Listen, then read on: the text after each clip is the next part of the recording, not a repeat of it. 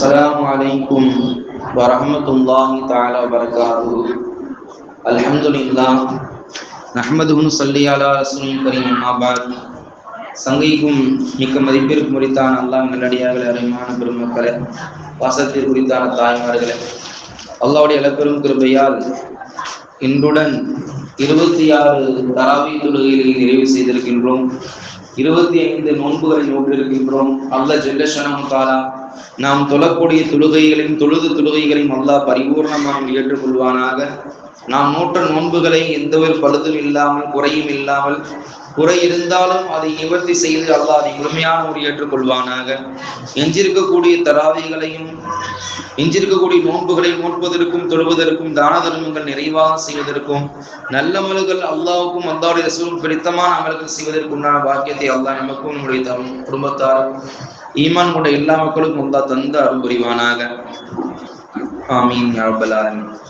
அல்லாஹ்வுடைய அளப்பெரும் கிருபையால் இன்றுடன் சூரத்து தக்வீர், சூரத்துல் இன்ஃபிதார், சூரத்து தத்ஃபீஃப், சூரத்து இன்ஷிகா, சூரத்துல் புரூஜ், சூரத்து தாரிக், சூரத்துல் அலா, சூரத்துல் காஷியா, சூரத்துல் ஃபஜ்ர், சூரத்துல் பலத், சூரத்துல் ஷம்ஸ், சூரத்துல் லைல், சூரத்துல் துஹா, சூரத்துல் இன்ஷிரா என்று சொல்லக்கூடிய 14 சூறாக்களை அல்லாஹ்வுடைய கிருபை என்று ஓதி நிறைவு செய்திருக்கின்றோம். இன்றுடன் 1, 2, 3 சூறாக்களை சேர்த்தால் மொத்தம் 29 ஜுஸூகள் நிறைவு செய்திருக்கின்றோம். 29 ஜுஸூகள் நிறைவு செய்திருக்கின்றோம். இன்ஷா அல்லாஹ் இன்னும் ஜுஸூகளுடைய 2 சூறாக்கள் சேர்த்து சூரா தீன், சூரா அலக், சூரத்துல் கத்ர்ல இருந்து இன்ஷா அல்லாஹ் உங்களுக்கு ஜுஸூவோட அதிகமான முறையில் இருக்கும். ஜுஸூக்கு கம்மியான முறையில ஜுஸூட அதிகமான முறையில் இன்ஷா அல்லாஹ் நாளைய தினம் ஓதக்கூடிய அந்த வாக்கியத்தை அல்லாஹ் தந்தல் புரிவானாக. முழுமையான முறையில் அருள்முறையான திருக்குர்ஆனை ஓதி முடிப்பதற்கும் கேட்பதற்கும் உண்டான பாக்கியத்தை அல்லாஹ் தந்தல் புரிவானாக. இன்றைய பிற 26 தராவி தொழுகை யாரெல்லாம் இமாம் ஜமாத்தோடு தொழுதார்களோ அல்லாஹ் ஜல்ல ஷஅனஹு தஆலா அவர்களுக்கு 40 வருட காலங்கள் என்ன அவர்களால் முடிந்த இபாதத்துகள் செய்ய முடியுமோ அல்லாஹ் ஜல்ல ஷஅனஹு தஆலா அந்த நன்மையை வழங்குவான் என்பதாக சொல்லப்பட்டிருக்கிறது. நம்முடைய உலகத்துல பார்க்கும் பொழுது 40 வருடம் என்பது நம்முடைய வாழ்க்கையில் அதிகமான வருஷமாயிருச்சு. ஏன்னா 40 யாருக்கு எந்த நேரத்துல மூத்து வரும் என்று தெரியல. 40 வருஷத்துக்கு மேல ஒருத்தர் வாழ்றாங்கிறது அது ரொம்ப அதிசயமா போயிருச்சு. ஏன்னா ஏதாவது ஒரு வியாதிகள், ஏதாவது ஒரு சோதனைகள், ஏதாவது ஒரு கஷ்டம், எப்படியாவது மனிதனுடைய ஆயுள்காலம் குறைந்து கொண்டே இருக்கிறதை தவிர அதிகமான முந்தையெல்லாம் பாட்டிகள்லாம் பார்த்தோம், தாத்தாக்கள்லாம் பார்த்தோம், அவங்கள 100 வயசும்பாங்க, 110 வயசும்பாங்க. அதெல்லாம் இப்ப கிண்ண சாதனையா போயிருச்சு. இப்ப 100 வயசு மேல வாழ்றதுங்கிறது கிண்ண சாதனை. ஆனா அந்த காலத்துல சாதாரண சாப்பாடு சாப்பிட்டாங்க, நிம்மதியான வாழ்க்கை வாழ்ந்தாங்க. இப்ப எல்லாமே ஃபில்டர் பண்ணி சாப்பிடுறோம், இதுதான் சாப்பிடணும், இப்படிதான் வாழணும்னு வாழ்றோம். ஆனா நீண்ட ஆயுள் இல்ல. காரணம் நம்முடைய உணவு பழக்கம் எல்லாம் அங்குட்டு பாய்சனா போயிருச்சு. முந்தையெல்லாம் இயற்கை உரங்களை கொண்டு என்ன செஞ்சாங்க? விவசாயம் செஞ்சாங்க. இப்ப முழுக்க உரங்கள் என்ற பெயர்ல எல்லாமே என்ன செய்யப்படுது? பாய்சன்கள் குவிக்கப்படுது. எல்லா சாப்பாடும் நிம்மதியான சாப்பாடா இல்ல. ஏதாவது ஒரு விஷயத்துல, ஏதாவது ஒரு இதுல கிருமிகளும் நாசிகள் நம்முடைய உள்ளத்திலும் உரலும் போய் எப்படியாவது பாடுபடுத்தி திடீரென்று மரணங்களை பார்க்கிறோம். அதுவும் இளம் வயது மரணங்களை ரொம்ப அதிகமா பார்க்க முடியுது. அல்லாஹ் அது போன்ற திடீர் மரணங்களை விட்டும் துர்மரணங்களை விட்டும் அல்லாஹ் நம்முடைய சமுதாயத்தை அல்லாஹ் பாதுகாத்து நீண்ட ஆயுளோடு அல்லாஹ்வுக்கும் அல்லாஹ்வுடைய ரசூலுக்கும் பிடித்தமான அமல்களை செய்து எந்தவித கஷ்டம் இல்லாமல் இலகுவான முறையில் அல்லாஹ்வுக்கு பிடித்தமான முறையில் சலாமத்தான முறையில் நம்முடைய உடலிலிருந்து உயிர் பிரியக்கூடிய அந்த நிம்மதியான ஒரு மௌத்தை அல்லாஹ் தந்து அருள் புரிவானாக.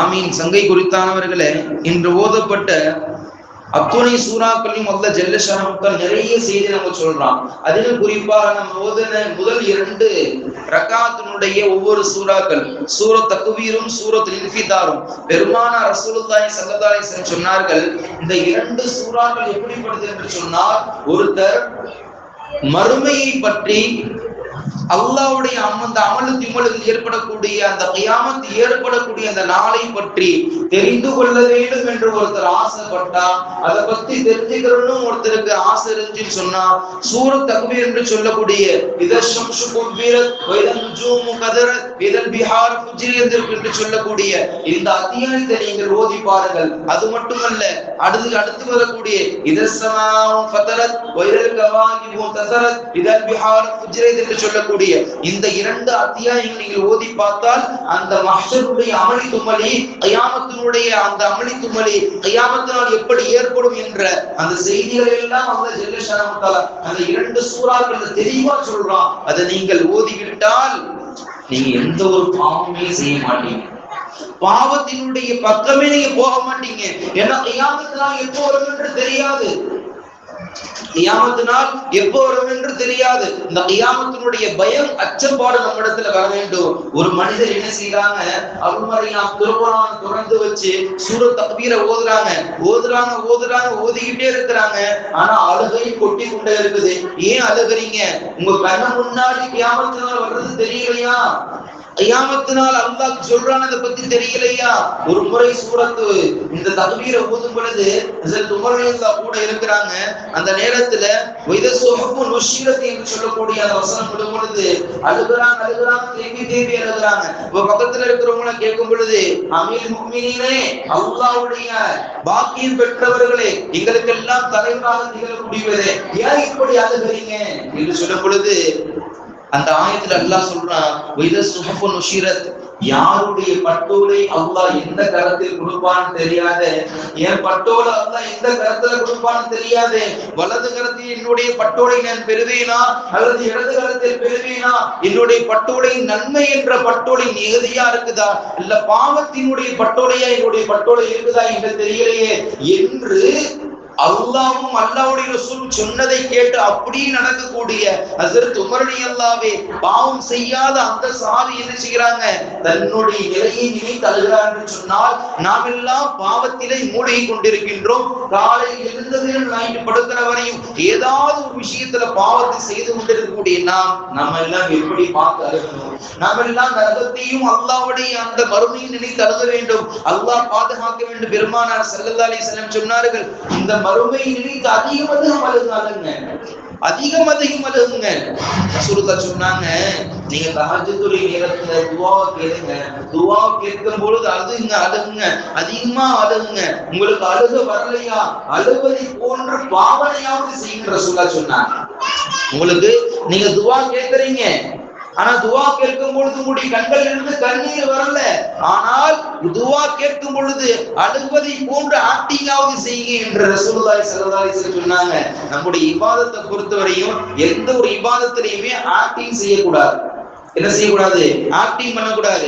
இப்போ ஒருத்தர் தொழுகிறாரு அப்படின்னா அல்லாஹ் அக்பர் தக்பீர் கட்டி நம்முடைய தொழுகையில அந்த மாதிரி மாறிடுச்சு. டேப் ரெக்கார்டு போட்ட மாதிரிதான். டேப் ரெக்கார்டு போட்ட என்ன ஆகும்? அல்ஹம்துலில்லாஹி ரப்பில் ஆலமீன் ரஹ்மானிர் ரஹீம் மாலிகி யௌமித்தீன் என்று சொல்லி ஒரு விதமான இதெல்லாம் ஓதி முடிச்சிட்டு அஸ்ஸலாமு அலைக்கும் வரஹ்மத்துல்லாஹ், அஸ்ஸலாமு அலைக்கும் வரஹ்மத்துல்லாஹ் என்று தொழுகையில என்ன ஓதுனுங்கிறது தெரியாம போயிடும், என்ன நிலையில இருக்கிறது தெரியாம போயிடும். அந்த மாதிரி தொழுகையை நம்முடைய தொழுகை மாறிவிட்டது.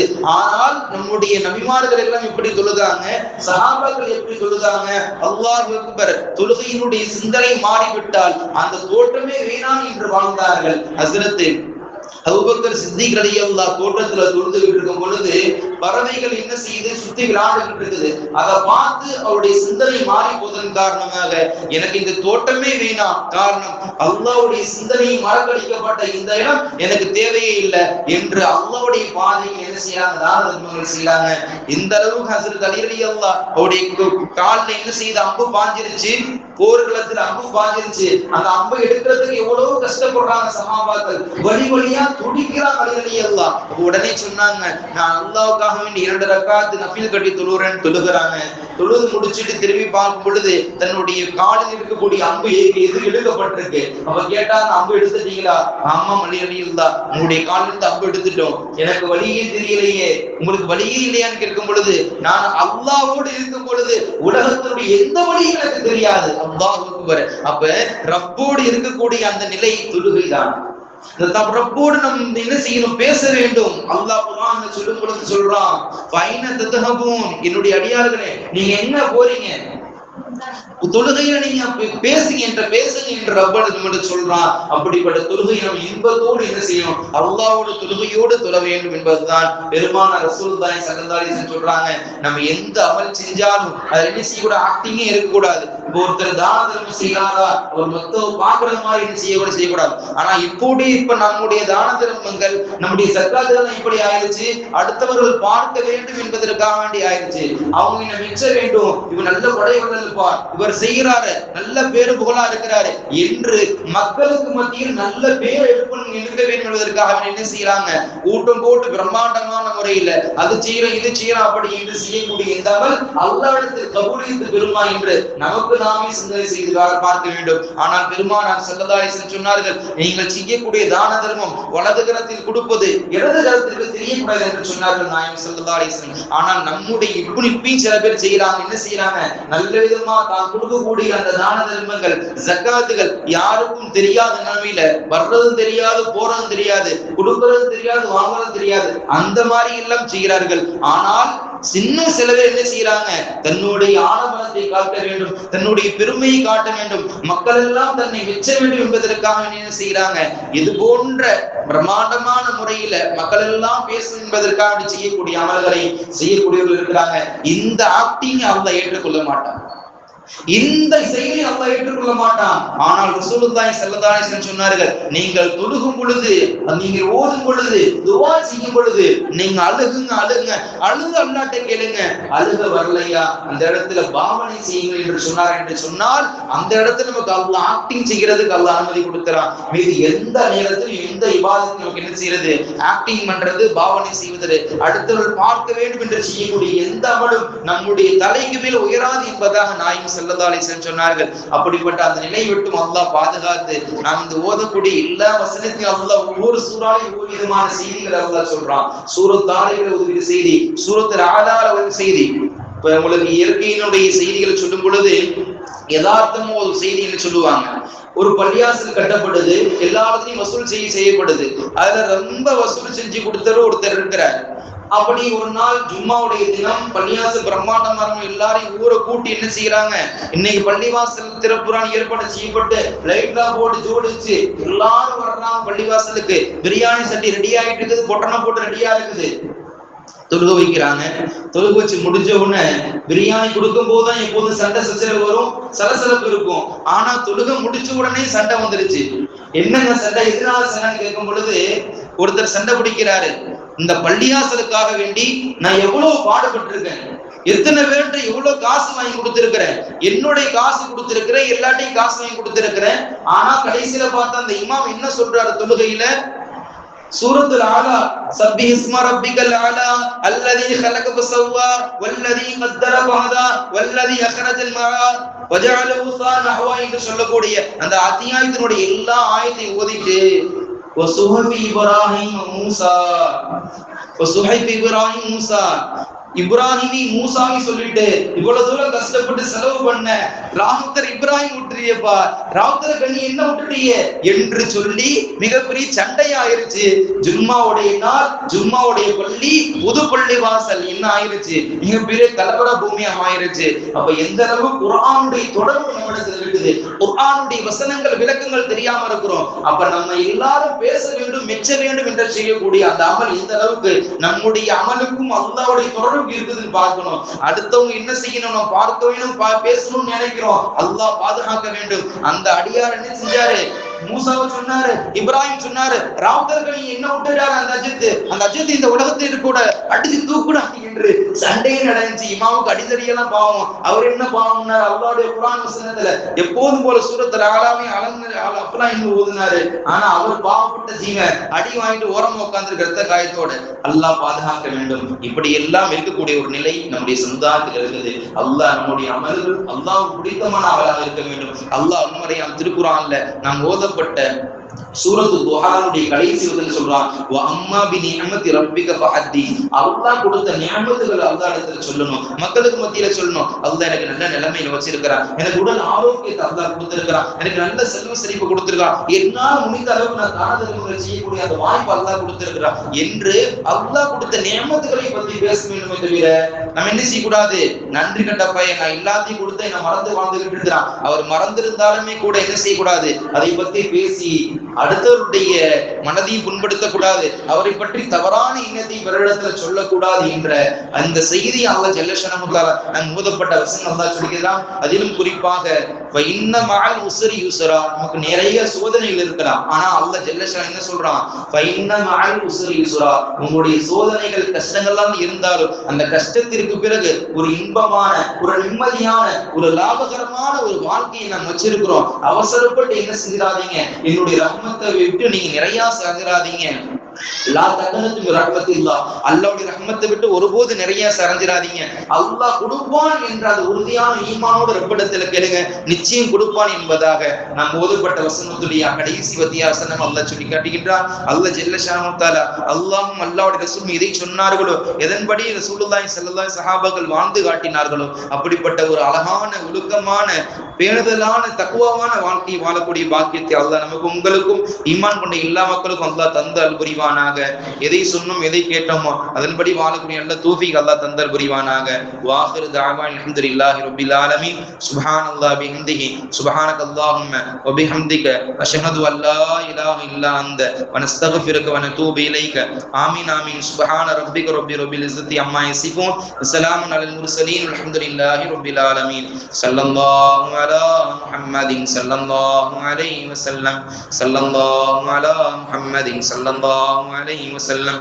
ஸல்லல்லாஹு அலா முஹம்மதின் யா ரப்பி ஸல்லி அலைஹி வஸல்லிம். இன்ஷா அல்லாஹ் நாளைய தினம் நம்முடைய பள்ளியிலே எப்போதும் போல வளமையான முறையில் இபாதத் நடக்கும். அல்லாஹ் ரஹ்மத் செய்வான். அஸ்ஸலாமு அலைக்கும் வரஹ்மத்துல்லாஹி வபரகாத்துஹு.